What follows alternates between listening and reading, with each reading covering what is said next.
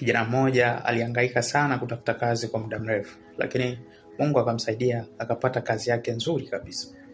Baada ya bosi wake kumpatia vifaa kazi ambavyo ni laptop, ilipita kama dakika 5 akaposti kwa status yake kwamba mahaters wote mwaka huu mtaisoma namba, mtajua mimi ni nani.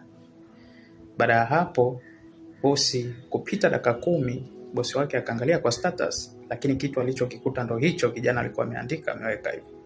Basi bosi wake akamuuliza kwamba bwana, hapa umekuja kufanya kazi au umekuja kufanya nini?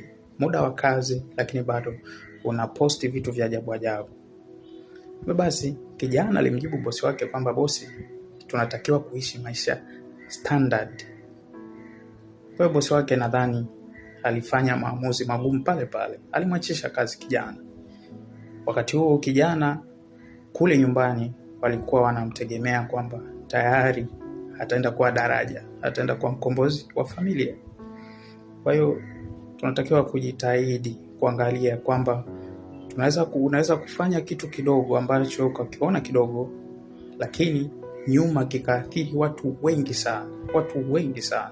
Ni kitu kidogo, lakini nyuma kumbuka kwamba umebeba watu wangapi. Ni watu wangapi wanakutegemea kwa hicho kitu ambacho unakifanya.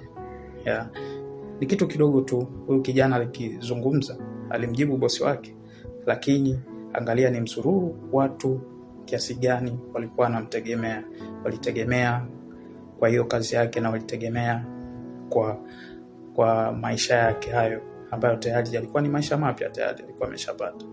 Kwa hiyo tuangalie kitu kidogo tu kinaweza kufanya ukapoteza watu, mamilioni ya watu, ukawaacha katika hali mbaya ambayo haieleweki.